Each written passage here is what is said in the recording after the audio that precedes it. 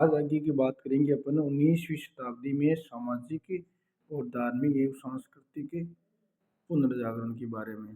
देखिए, शुरुआत करते हैं अपन, थोड़ा सा बड़ा कर लेते हैं। तो ये लो। तो देखो, 19वीं शताब्दी में अंग्रेजी शिक्षा के कारण बंगाल के शिक्षित युवकों का ध्यान हिंदू धर्म में व्याप्त बुराइयों और अंधविश्वासों की तरफ गया था। तो 19वीं शताब्दी में अंग्रेजी शिक्षा के कारण बंगाल के शिक्षित जो युवकों का ध्यान है, जो हिंदू धर्म में जो बुराइयां थी, अंधविश्वास थे, उसकी तरफ गया था। और 19वीं शताब्दी के धर्म और समाज सुधार आंदोलन ने जनसंख्या के बुद्धिजीवी और नगरीय उच्च जातियां उदार रजवाड़े वर्ग को मुख्यतः आकर्षित किया, क्योंकि वो लोग 19वीं शताब्दी में क्या, समाज सुधारक आंदोलन ने जनसंख्या के बुद्धिजीवी लोग हैं, नगरीय उच्च जाति हैं, उदार रजवाड़ी वर्ग, रजवाड़ा मतलब जो राजा महाराजा के जो वर्ग है वो, तो मुख्य उन्होंने क्या किया था, आकर्षित किया था। अब देखो आगे बात करते हैं। बंगाली बुद्धिजीवियों ने राजा राम मोहन राय और उनके अनुयायियों ने पाश्चात्य संस्कृति का अध्ययन करते हुए उसके बुद्धिवादी और प्रजातांत्रिक सिद्धांतों एवं भावनाओं का आत्मसात किया। तो बंगाल के बुद्धिजीवी जिसमें कौन थे, राजा राम मोहन राय और उनके अनुयायी यानी राजा राम को मानने वाले पाश्चात्य संस्कृति का अध्ययन करते हुए, तो ज़्यादातर अंग्रेजी शिक्षा या पाश्चात्य पश्चिमी जो के देश है उनकी संस्कृति का उन्होंने अध्ययन करते हुए बुद्धिवादी और प्रजातांत्रिक सिद्धांतों एवं भावनाओं को आत्मसात किया। अब देखो आगे, आधुनिक भारतीय राष्ट्रवाद के उदय में बुद्धिजीवी वर्ग की भूमिका रही। तो आधुनिक राष्ट्रवाद के लाने के लिए क्या है, बुद्धिजीवी वर्ग का भी महत्वपूर्ण योगदान रहा। अब देखो आगे बात करते हैं। भारत में 19वीं शताब्दी में हुए पुनर्जागरण का प्रमुख कारण है अंग्रेजी शासन। तो 19वीं शताब्दी में पुनर्जागरण का एक प्रमुख कारण है, पुनर्जागरण मतलब है जो यहाँ पर नई एक परिवर्तन हुआ था यहाँ पर आधुनिक युग में, और जिसके कारण अंग्रेजी शासन के था ना, प्रमुख कारण अंग्रेजी शासन की वजह से पुनर्जागरण में यहाँ पर नयापन आया था। ठीक है ना, ये क्या हो गया। अब देखिए, और बीच में क्या हो गया ये, एक मिनट।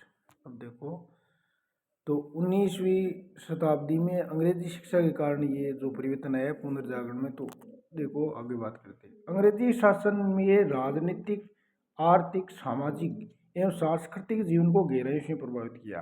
अंग्रेजी शासन ने भारत में राजनीतिक क्षेत्र में हो, चाहे आर्थिक क्षेत्र में हो, चाहे सामाजिक क्षेत्र में हो, या सांस्कृतिक जीवन की गहराइयों को प्रभावित किया था।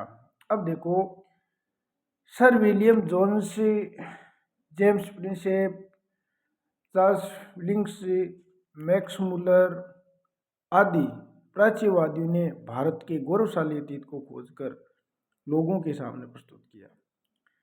तो सर विलियम जोन्स है, जेम्स प्रिंसेप है, चार्ल्स विलिंग्स ने, मैक्स मुलर आदि ये प्राच्यवादी थे ना, ये लोग, उन्होंने भारत में गौरवशाली अतीत को खोजकर लोगों के सामने प्रस्तुत किया था। आगे देखो, इनके याद रखना, sir William Jones, James Prinsep, Charles Wilkins और मैक्स मुलर। आगे बात करते देखिए।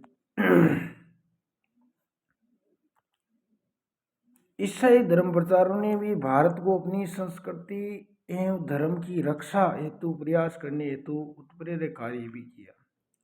तो ईसाई धर्म के प्रचार ने भी भारतीयों की अपनी संस्कृति और धर्म की रक्षा हेतु क्या किया था, प्रयास करने हेतु उत्प्रेरक कार्य भी किया था।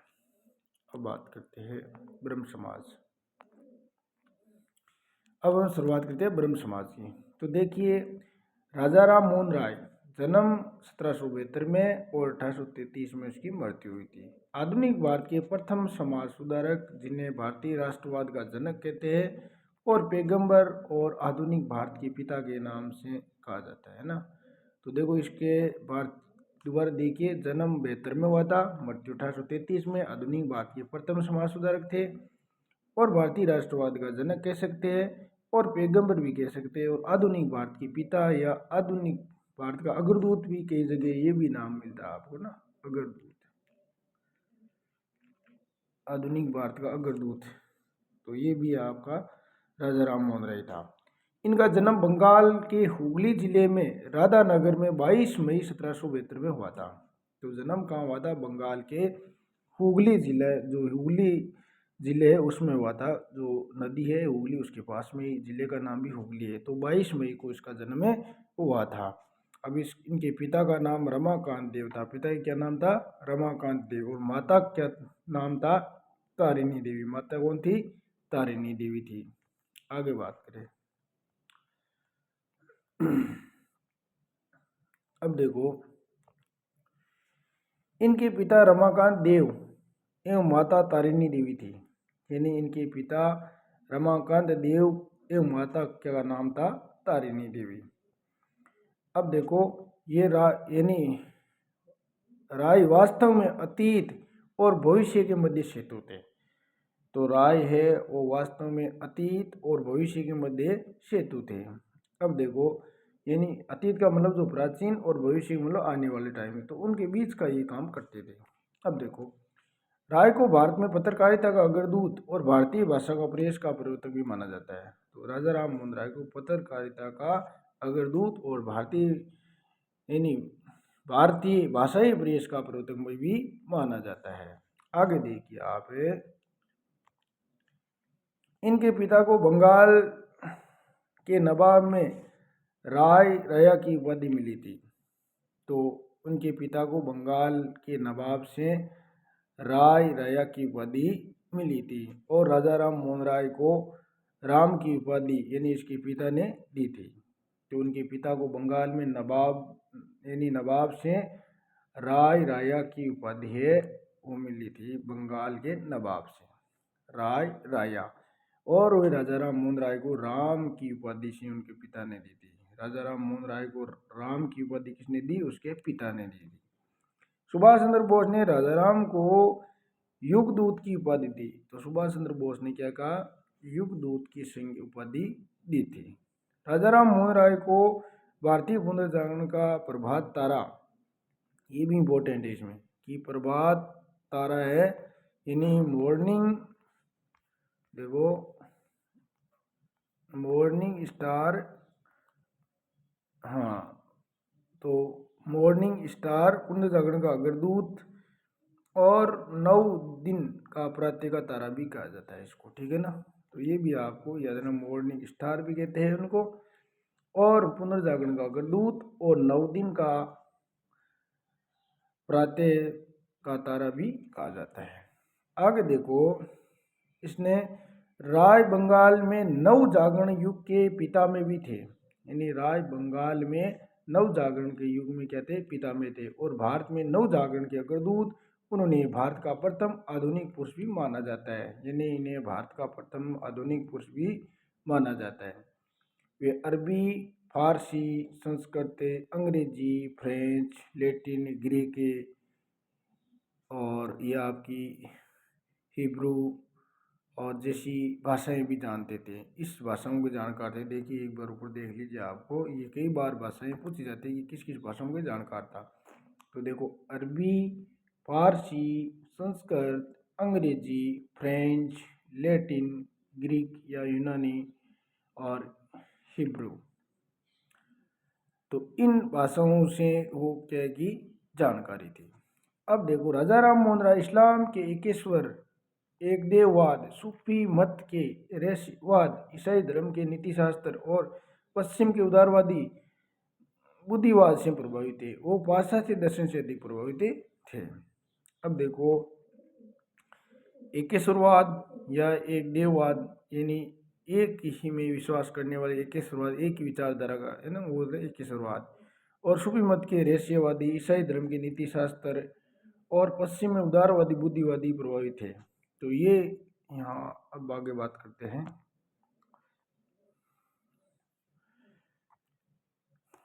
1803 से 1814 तक ईस्ट इंडिया कंपनी में जॉन डिग्वी के अधीन कस्टम कलेक्टर के रूप में भी कार्य किया। तो देखो, 1803 से 1814 तक ईस्ट इंडिया कंपनी में जॉन डिग्वी के अधीन कस्टम कलेक्टर के रूप में भी कार्य उन्होंने किया था। तो 1803 और 1814 के बीच ईस्ट इंडिया कंपनी में जॉन डिग्बी के अधीन कस्टम कलेक्टर के रूप में भी उन्होंने कार्य किया था। आगे बात करते हैं, राजा राम मोहन राय ने सती प्रथा, बहुपत्नी प्रथा। सती प्रथा का मतलब है जो पति के मरने के बाद में उनको आग में झोंक दिया जाता था। और बहुपत्नी प्रथा ने एक से अधिक पत्नियां और जातिवाद आदि का विरोध किया था। उन्होंने विधवा विवाह है, अंतर्जातीय विवाह है, स्त्री शिक्षा का समर्थन किया था। अब राजा राम मोहन राय द्वारा प्रकाशित पुस्तकें समाचार पत्र देखिए। इसमें 1804 में राजा राम मोहन राय ने फारसी भाषा में पुस्तक लिखी थी, तुए फात उले मोहादीन। फारसी भाषा का यानी समाचार पत्र राजा राम मोहन राय ने फारसी भाषा में तुए फात उले मुवाहिदीन, एकेश्वरवादियों का उपहार, इन गिफ्ट ऑफ दी मंत्र यानी मोनोथर्टिस्ट, ठीक है ना। तो एकेश्वरवादियों का उपहार, तुए फात उले मुवाहिदीन। तो तुए फात उले मुवाहिदीन, तो राजा राम मोहन राय को फारसी भाषा में तुए फात उले मुवाहिदीन। अब आगे बात करते हैं, नामक पुस्तक का प्रकाशन किया। ये मूर्तियां पूजा के विरुद्ध एक लेख है। तो ये मूर्तियां पूजा के विरुद्ध क्या एक लेख है। तो यहाँ पर इसके ध्यान रखना, फारसी भाषा में तुएफात उल मुवाहिदीन नामक पुस्तक का प्रकाशन किया था। इम्पोर्टेंट है ये पुस्तक। आगे देखो, इंट्रोडक्शन है अरबी भाषा में, ये इसका परिचय है इसमें। अब देखो आगे बात करते हैं। राय ने विभिन्न धर्मों पर फारसी में परिचर्चा यानी मजारतुल अदयन लिखी। तो राय ने विभिन्न धर्मों पर फारसी में परिचर्चा में मजारतुल अदयन लिखी।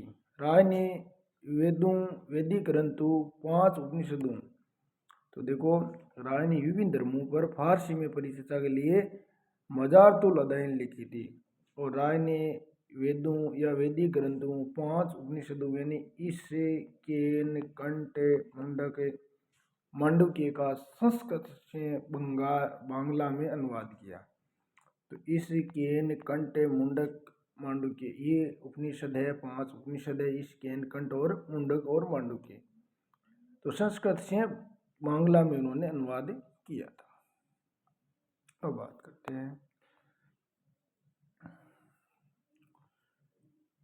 ईसा की नीति, वचन, शांति और खुशहाली का मार्ग 1820 ईस्वी में प्रीसेप्ट्स ऑफ जीसस में रॉय ने ईसा मसीह के दैवीय होने के सिद्धांत को खारिज किया था।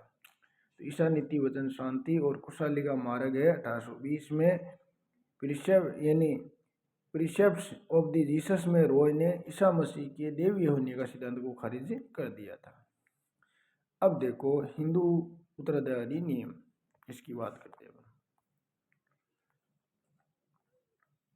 और संवाद कौमुदी, इसकी बात करते हैं। देखिए, संवाद कौमुदी अथवा प्रज्ञा चांद, बुद्धि चांद बंगाली भाषा में 1821 में प्रकाशित साप्ताहिक पत्रिका। ये बहुत बार पूछी गई है कि संवाद कौमुदी के लेखक कौन है, राजा राम मोहन राय।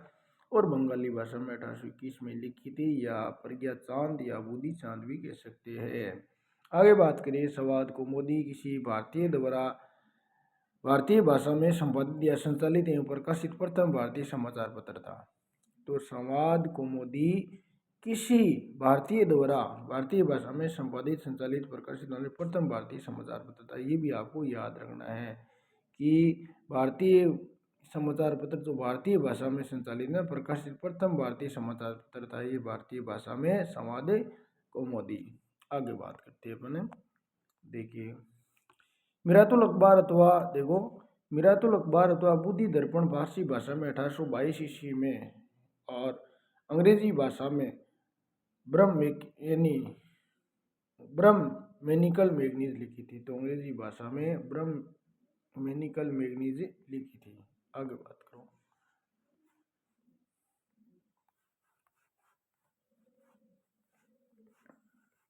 अब देखो आगे है इसमें, ये लो राम ने, देखो ये थोड़ा सा बड़ा कर देना।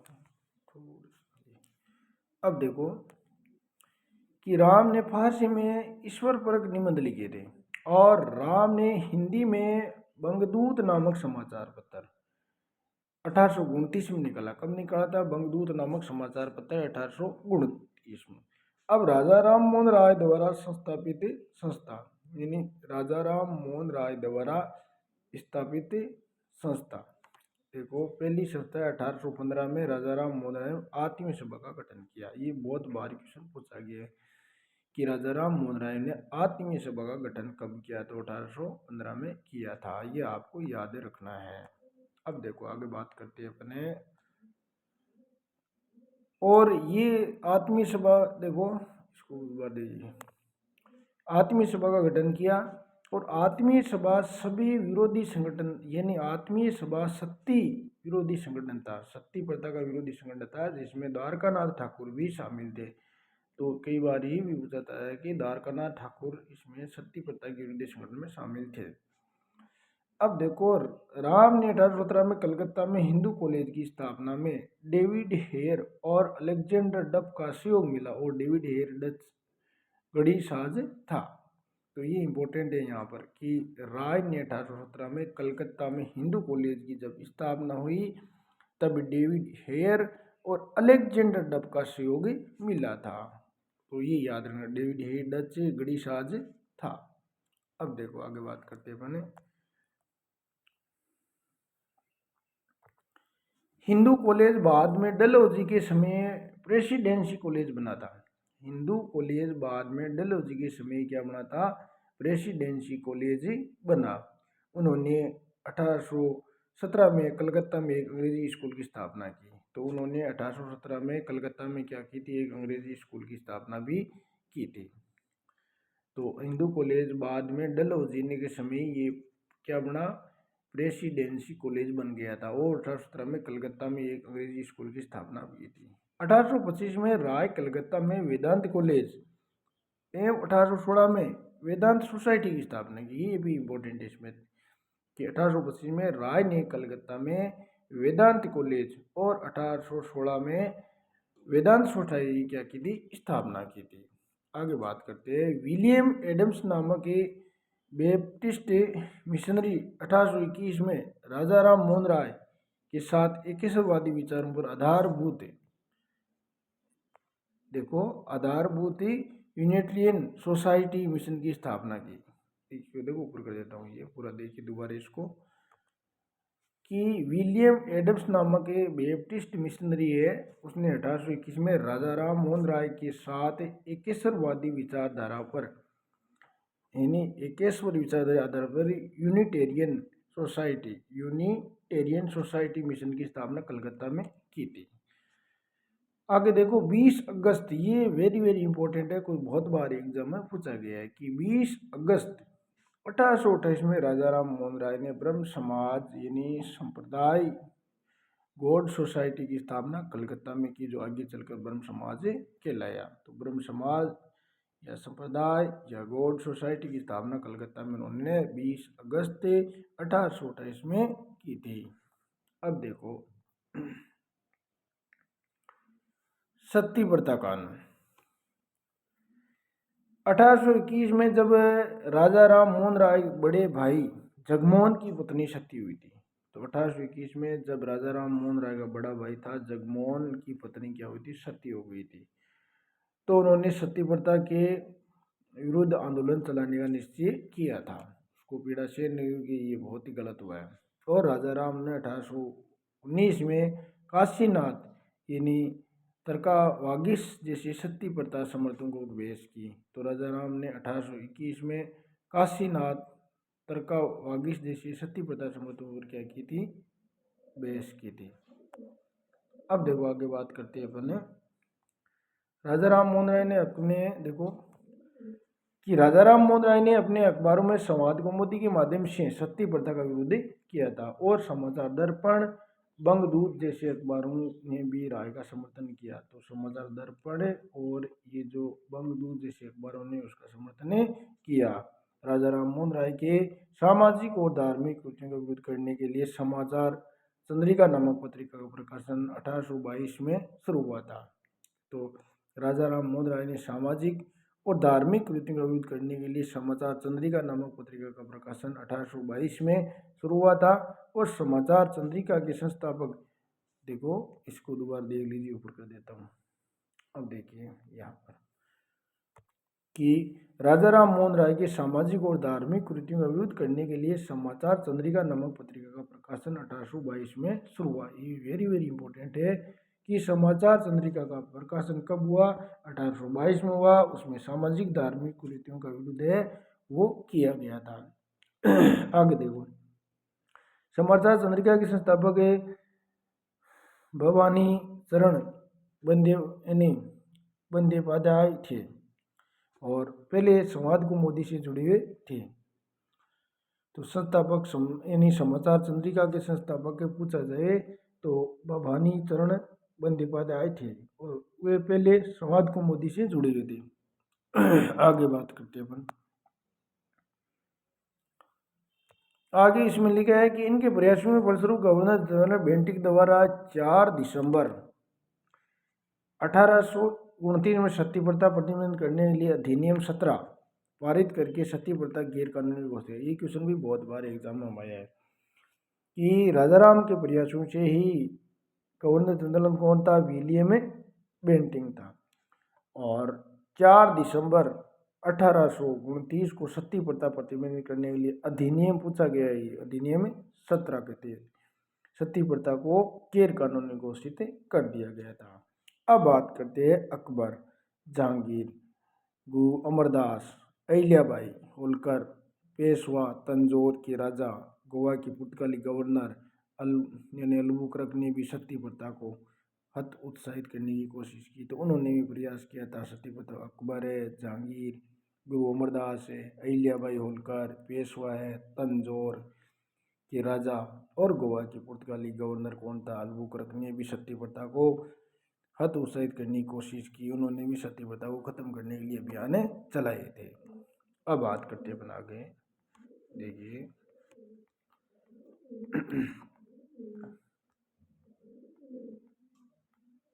ये लो। अब देखो राय के कुछ विचार है यहाँ पर। राय पुनर्जन्म के सिद्धांत में विश्वास नहीं रखते थे लेकिन आत्मा की अमरता में विश्वास करते। ये इंपॉर्टेंट है। राय है वो पुनर्जन्म में विश्वास नहीं करते थे लेकिन आत्मा की जो अमरता में वो विश्वास करते थे। आगे बात करते हैं, राय ने राष्ट्र संघ जैसे अंतर्राष्ट्रीय संगठन की कल्पना भी अपने समय में की थी। तो राय ने राष्ट्र संघ जैसे अंतर्राष्ट्रीय संगठन में क्या की कल्पना भी उसने की थी।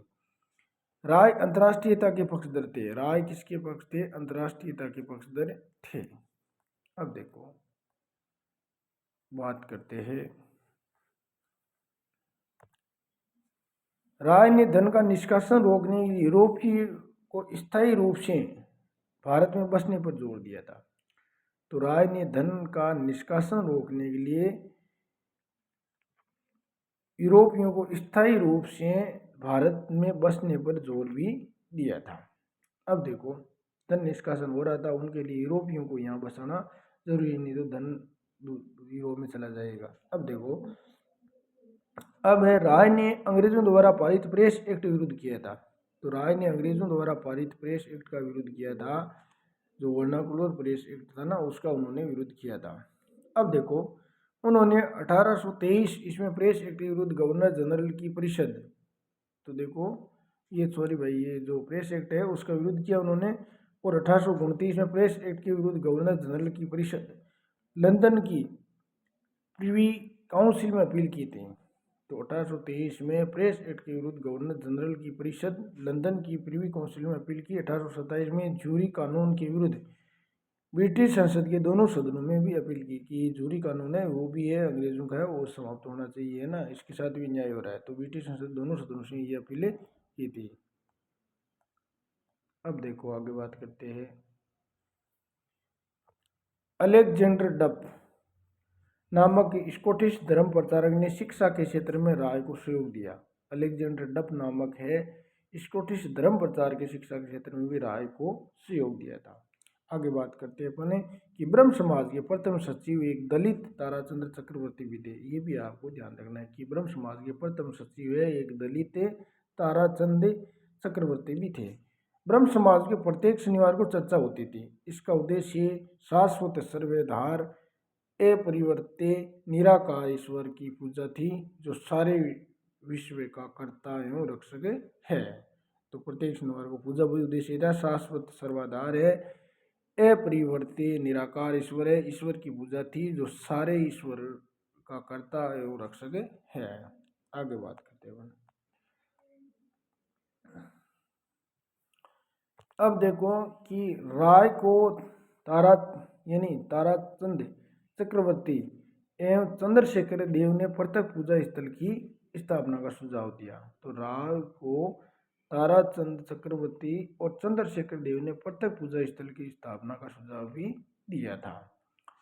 राय ने जाति नस्ल संबंधी समस्त भेदभाव समाप्त करने एवं महामानव निर्माण तंत्र में प्रतिष्ठित विवाह का शैव स्पष्ट अंगीकार करने का भी सुझाव दिया था। तो राय ने जाति नस्ल संबंधी समस्त जो भेदभाव है समाप्त करने और महानिर्माण तंत्र को प्रतिष्ठित विवाह का शैव स्वरूप अंगीकार करने का भी सुझाव दिया और ब्रह्म समाज के अंतर्गत प्रथम अंतरजातीय विवाह का आयोजन किया था। तो अंतर्गत यानी ब्रह्म समाज में अंतर्गत प्रथम अंतरजातीय विवाह मतलब अन्य जाति से विवाह करने का भी उन्होंने आयोजन किया। अब बात करते हैं अपन देखो आगे कि ब्रह्म समाज में हिंदू मुस्लिम ईसाई धर्मों के गुणों का समावेश था। तो ब्रह्म समाज में हिंदू मुस्लिम ईसाई इन धर्मों के गुण जो अच्छे थे वो भी इसमें सम्मिलित थे। वे सभी धर्मों को सामंजस्य स्थापित करना चाहते थे। तो सभी धर्मों के बीच में सामंजस्य स्थापित करना चाहते थे। ब्रह्म समाज ने धार्मिक ग्रंथों की व्याख्या के लिए पुरोहित वर्ग को स्वीकार नहीं किया था।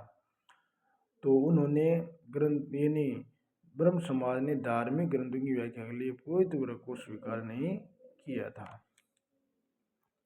अब देखो आगे बात करते आ रहे हैं कि महिला उदार से संबंधित प्रगतिशील सामाजिक कार्यक्रमों का संचालन सर्वप्रथम ब्रह्म समाज ने किया था।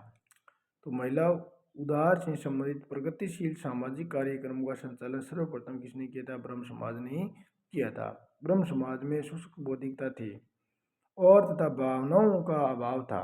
तो ब्रह्म समाज में शुष्क बौद्धिकता भी थी और भावनाओं का क्या था? अभाव था। अतः इसका प्रभाव उच्च वर्ग के शिक्षित तक ही सीमित रहा। तो ब्रह्म समाज में शुष्क बौद्धिकता थी और भावनाओं का अभाव था, अतः इसका प्रभाव उच्च वर्ग के शिक्षित तक ही सीमित रहा और मध्यम वर्ग तक के इसकी तरफ आकर्षित नहीं हुआ। मध्यम वर्ग तक इसकी तरफ आकर्षित नहीं हुआ था। अब देखो बात करते हैं अपन ब्रह्म समाज के विद्वानों ने बात करते हैं। तो ब्रह्म समाज की विद्वानों ने अद्वैतवाद हिंदू संस्था का यानी ब्रह्म समाज को विद्वानों ने अद्वैतवाद हिंदू संस्था भी कहा था। ब्रह्म समाज का कोई धर्मग्रंथ नहीं है। ब्रह्म समाज का कोई धर्मग्रंथ नहीं था और न ही राय की कभी ये दावा किया कि वे हिंदू धर्म से अलग कोई नया धर्म स्थापित करे। तो ब्रह्म समाज का कोई ही देखो यहाँ पर एक चीज छूट गई। यहाँ पर ब्रह्म समाज विद्वानों ने अद्वैतवाद हिंदू संस्था भी कहा था और ब्रह्म समाज की कोई धर्मग्रंथ नहीं था और न ही राय ने कभी ये दावा किया कि वे हिंदू धर्म से अलग कोई नया धर्म स्थापित कर रहे हैं। उन्होंने हिंदू धर्म को नवीन और आधुनिक सरल बनाया, यानी हिंदू धर्म में सुधार करने की उन्होंने बात की कि हिंदू धर्म को नवीन बनाना है और आधुनिक विचार उसमें डालने हैं और सरल बनाना है इसको, जो कठोरता नियम है।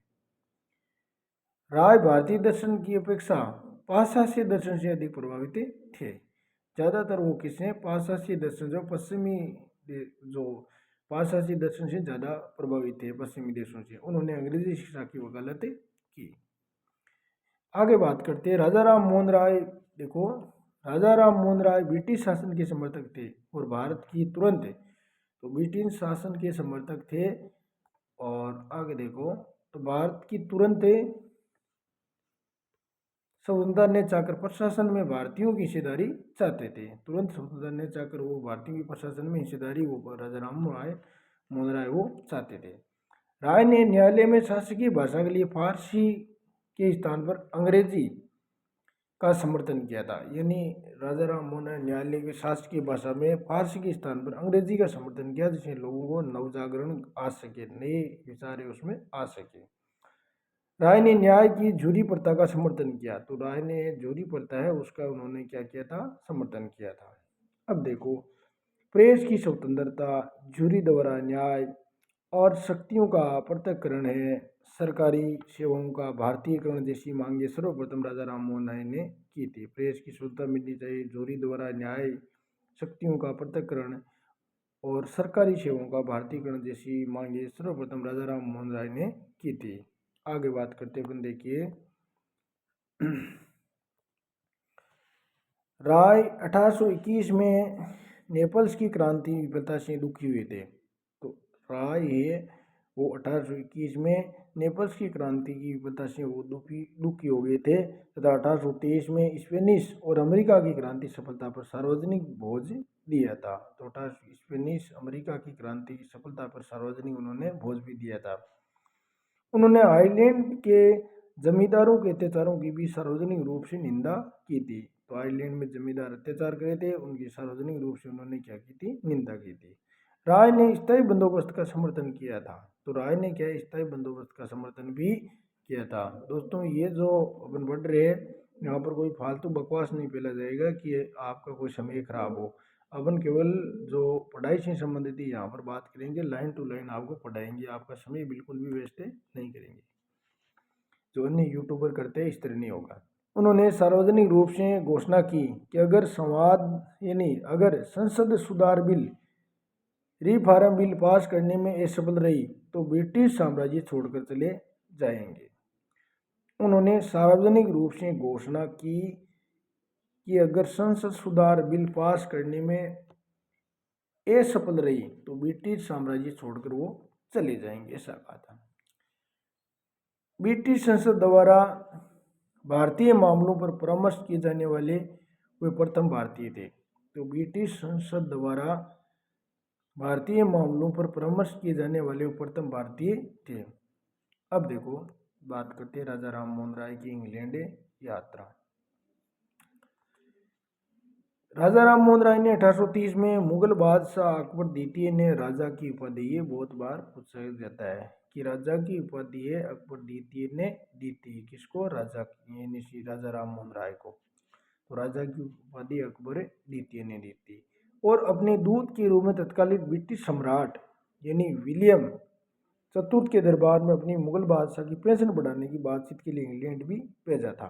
अब है आगे बात करते हैं अपन, राय पहले भारतीय थे जिन्होंने समुद्र पार करके यूरोप की धरती पर पांव रखा था। तो ऐसा पहला भारतीय था जिसने समुद्र पार करके यूरोप की धरती पर पांव रखा था।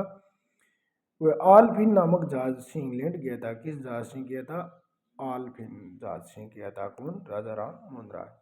अब देखो, अगर बात करते हैं अपने कि इंग्लैंड ब्रिस्टल नामक स्थान पर 27 सितंबर 1833 को डॉक्टर कारपेंटर के निवास पर राय की मृत्यु हो गई। तो इसकी ब्रिस्टल नामक स्थान पर 27 सितंबर 1833 में, इम्पोर्टेंट है कि राय की मृत्यु कहाँ पर हुई थी, तो ब्रिस्टल नामक स्थान पर 27 सितंबर और 1833 में उसकी मृत्यु हो गई थी। ने डॉक्टर कारपेंटर के निवास स्थान पर उसकी मृत्यु हो गई थी। आगे बात करते हैं, राजा राम मोहन राय को ब्रिस्टल में ही दफनाया गया था और दफनाने के आधार पर कुछ विद्वान तर्क देते हैं कि उन्होंने जीवन के अंतिम समय में ईसाई धर्म स्वीकार कर लिया था, जो सत्य नहीं है, क्योंकि दफनाने का मूल कारण ये था कि उस समय ब्रिटिश कानून शव दाह की अनुमति नहीं देता, शव जलाने की अनुमति ब्रिटिश कानून नहीं देता था, इस कारण उसको दफनाया गया था। अब देखो आगे, ब्रिस्टल में उनकी समाधि जिस पर विग्रहराज चतुर्थ यानी विशल देव द्वारा रचित हरिकेली नाटक का अंकन भी है। तो ब्रिस्टल में उनकी समाधि जिस पर क्या है, विग्रहराज चतुर्थ था ना चौहानों का, तो ये यहाँ पर विशल देव रचित है हरिकेली नाटक का भी अंकन भी है। मेरी कारपेंटर ने 1866 में राजा राम मोहन राय पर पुस्तक लिखी। तो मेरी कारपेंटर ने 1866 में राजा राम मोहन की पुस्तक लिखी जिसका नाम है the last day in England of the Raja Ram Mohan Roy. तो उन्होंने ऐसी ये पुस्तकें लिखी थी। अब देखो आगे बात करते हैं, राय को पूर्व और पश्चिमी संश्लेषण सेतु कहा गया था। अब देखो आगे बात करते हैं कि राय ने भारत में आधुनिक युग का सूत्रपात किया। और उसने क्या है, रविंद्रनाथ टैगोर, राय ने भारत में आधुनिक युग का सूत्रपात किया, ये किसने कहा, ये आपके रविंद्रनाथ टैगोर ने कहा था। और राय ने कहा कि हिंदू धर्म का शुद्धतम रूप उपनिषद है। हिंदू धर्म का शुद्धतम रूप क्या है, उपनिषद है। अब बात करते देखिए,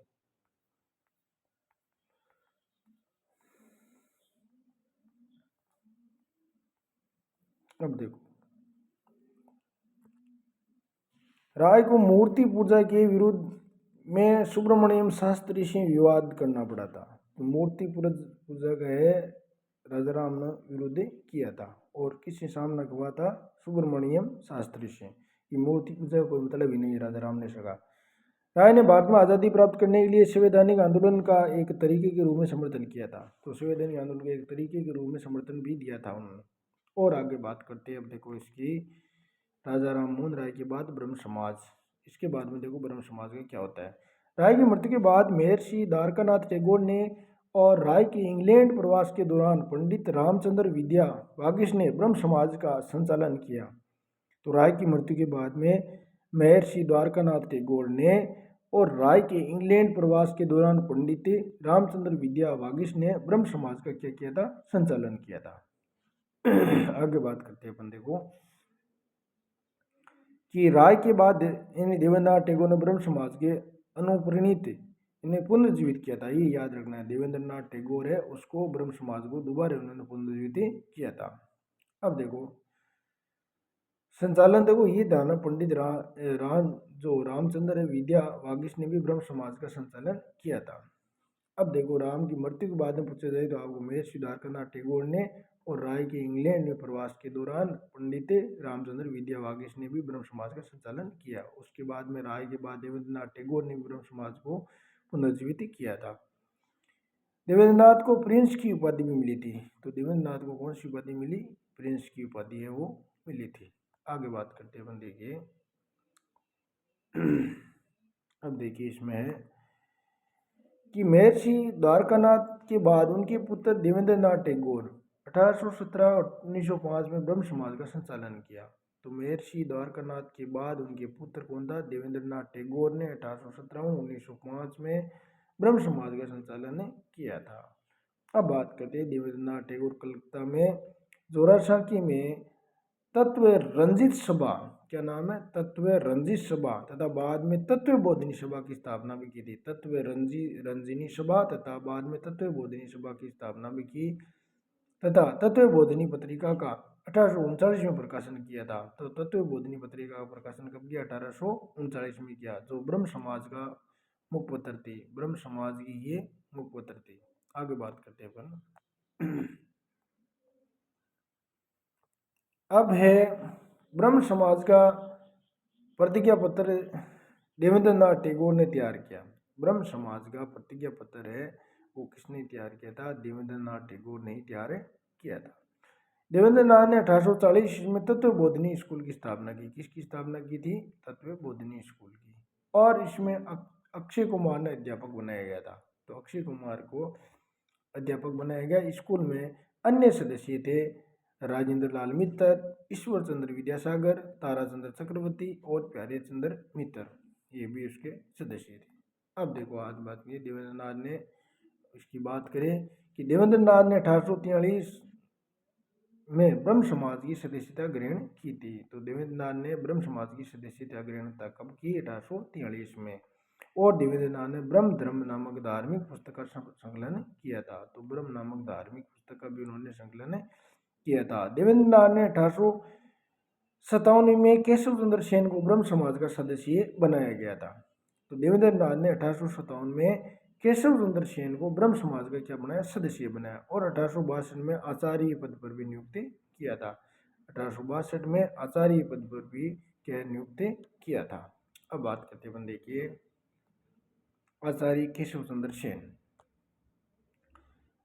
आचार्य केशव चंद्र सेन ने ब्रह्म समाज की अत्यधिक लोकप्रियता बनाया। आचार्य केशव चंद्र सेन ने ब्रह्म समाज को अत्यधिक क्या बनाया, लोकप्रिय बनाया।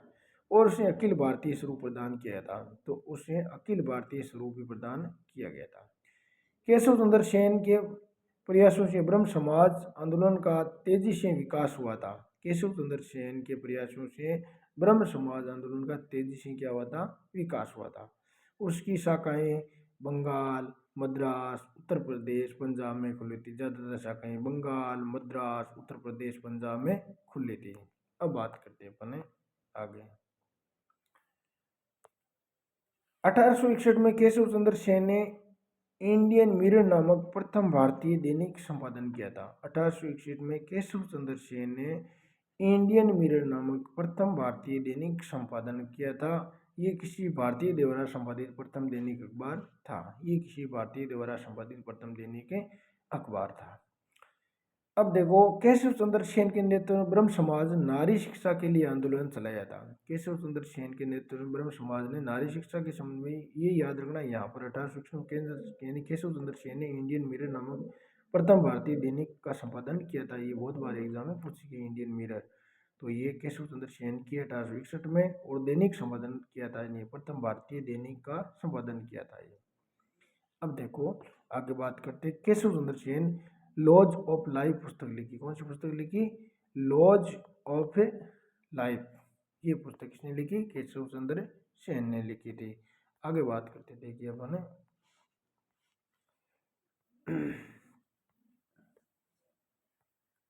ये लो। अब देखो इसमें आगे है केशव चंद्र सेन ने, टाइम क्या हो गया, अब देखो पूरा होगा नहीं होगा। देखिए कि केशव चंद्र सेन ने 1870 में नव विधान नामक संस्था की स्थापना की। 1870 में नव विधान नामक संस्था की स्थापना की थी केशव चंद्र सेन ने।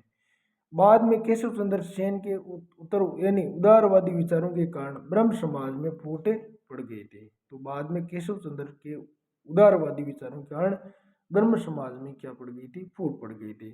और 1865 में देवेंद्र नाथ टैगोर ने केशव को ब्रह्म समाज से निष्कासित कर दिया था। तो देखो केशव चंद्र सेन के उत्तरदायी विचारों के कारण ब्रह्म समाज में फूट गई और 1865 में देवेंद्र नाथ टैगोर और केशव को ब्रह्म समाज से निष्कासित कर दिया था। देवेंद्र नाथ टैगोर ने केशव को क्या कर दिया था?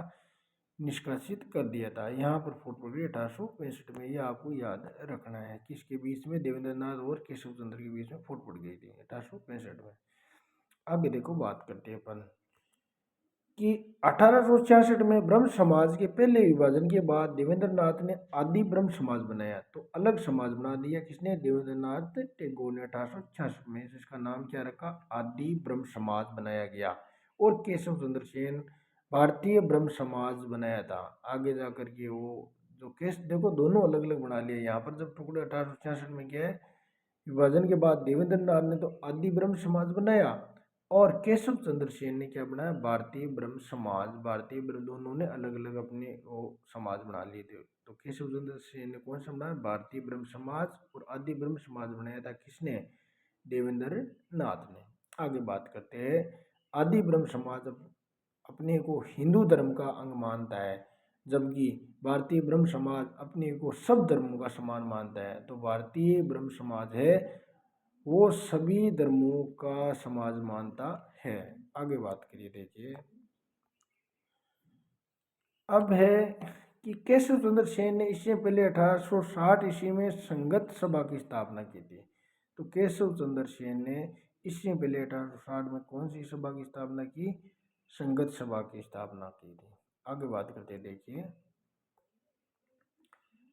अब देखो केशव चंद्र सेन के प्रयासों से ही मद्रास में वेद समाज यानी महाराष्ट्र में प्रार्थना समाज की स्थापना हुई। तो केशव चंद्र के सेन के प्रयासों से मद्रास में वेद समाज और महाराष्ट्र में प्रार्थना समाज की स्थापना हुई।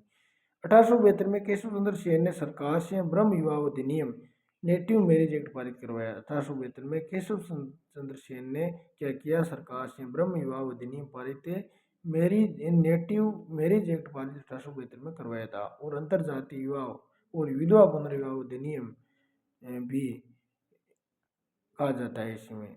इन अंतरजातीय विवाह विधवा पुनर्विवाह भी उसे कहा जाता है। अब देखो बात करते हैं इसके, देखो इसके तहत बाल बहुविवाह प्रतिबंध लगाया गया था। ब्रह्म सामाजिक प्रयासों में पारित होने के कारण उसे ब्रह्म विवाह एक्ट भी कहा जाता है ना। और विवाह की आयु लड़के के लिए 18 वर्ष और लड़की के लिए 14 वर्ष तय की गई थी। अब केशव चंद्र ने स्त्री शिक्षा के लिए 1870 में इंडियन रिफॉर्म एसोसिएशन भारतीय सुधार संघ की स्थापना की थी। केशव चंद्र सेन ने यानी स्त्री शिक्षा के लिए 1870 में इंडियन रिफॉर्म एसोसिएशन यानी भारतीय सुधार संघ की स्थापना भी की थी। आगे बात करते हैं अपन। अब देखो, उन्होंने स्त्रियों के लिए उच्च शिक्षा का समर्थन भी किया और पर्दा प्रथा का विरोध भी किया था। केशव चंद्र सेन ने कहा कि ब्रह्मवाद को विश्व धर्म बनाना चाहिए। और केशव चंद्र ने महिलाओं के लिए वामा बोधिनी पत्रिका का संपादन किया। ये इंपॉर्टेंट है, वामा बोधिनी पत्रिका का संपादन केशव चंद्र सेन ने किया और महिलाओं के लिए सुधार के लिए ये बात उसमें लिखी गई, वामा बोधिनी पत्रिका। आगे बात करते हैं अपन। देखिए कि 1878 में केशव चंद्र सेन ने अपनी 13 वर्षीय अल्पायु पुत्री का विवाह कूच बिहार के राजा से कर दिया था। अब देखो, यहाँ पर खुद तो कम आयु की जो अपनी बेटी का तो कम आयु में कर देता है और दूसरों कहता है जो आयु है वो अधिक होनी चाहिए, ठीक है ना। अब देखो, 13 वर्षीय अल्पायु की पुत्री विवाह कूच बिहार के राजा से कर दिया। ये ब्रह्म विवाह अधिनियम उल्लंघन था, 13 वर्ष उल्लंघन ही था। अतः 1878 में ब्रह्म समाज में दूसरा विभाजन हुआ था। और पहला विभाजन तो 1865 में हो गया ना, और यहाँ पर 1878 में दूसरा विभाजन होता है तथा दूसरे गुट ने साधारण ब्रह्म समाज की स्थापना की। तो दूसरे गुट ने कौन सा साधारण ब्रह्म समाज, इन्हें उन्होंने अलग बनाया था, साधारण ब्रह्म समाज है। अब बात करते हैं अपन। देखिए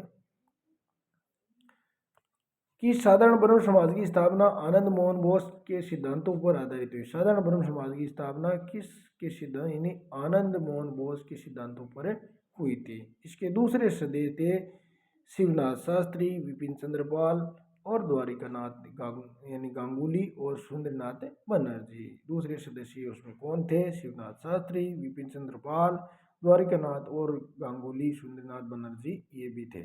आगे देखो, इसकी साधारण ब्रह्म समाज द्वारा प्रकाशित कुछ पत्रिकाओं का नाम है, जिसमें तत्व कौमुदी, ब्रह्म जनमत, इंडियन मैसेंजर और संजीवनी, नव्य भारत और मॉडर्न रिव्यू और प्रवेश।